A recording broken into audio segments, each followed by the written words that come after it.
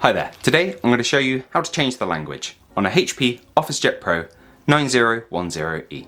Now this is nice and simple and can be done from the printer itself using nothing but the small control panel you can find on the front of the printer. And to get started we need to be on the home screen, which looks like this.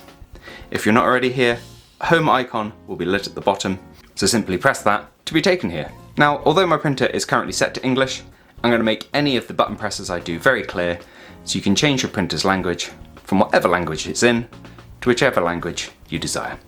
Now, we're going to drag down on the bar at the top of the printer, exposing a menu that looks like this, and we need to go into Setup, which is represented with a little cog on the top left there. So press to go into that. And then we need to go into Preferences, which is the very top option.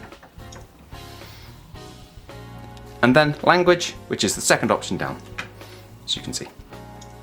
Press to go into that, and then you've got a whole list of languages your printer can use here.